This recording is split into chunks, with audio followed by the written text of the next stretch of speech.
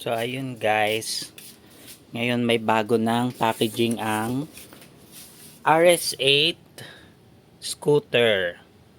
Yan, meron na siyang bagong technology, nano moly. Ayan.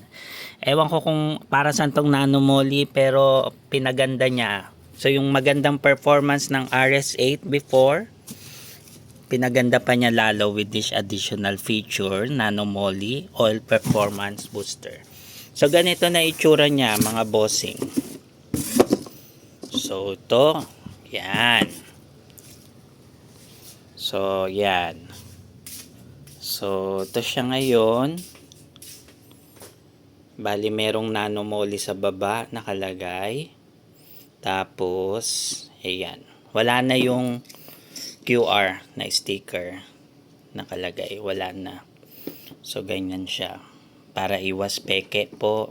Tingnan nyo mabuti. Ganito yung old packaging niya. Yung 1000 ml natin. Old pa yung packaging. Teka, kuha tayo.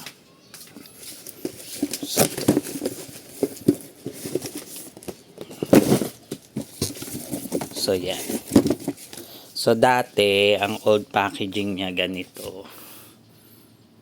Ayan.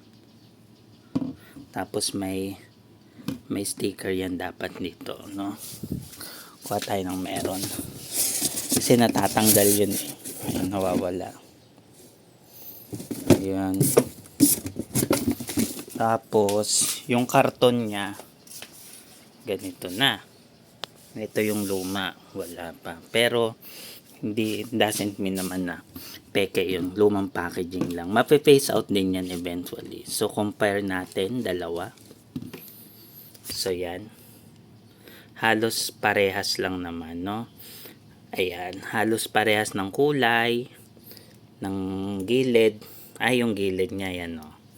Ganyan na siya. Hindi na ganito. Pero yung pagka-blue niya, halos parehas lang din. Ayan, tingnan yung maigi. Pero to, meron lang nakalagay na nano moly. Ayan. So yun guys. Next video natin for gold naman. Yung RS8 gold nila. Bago rin ang packaging. Gawan ko din ng video. Thank you guys.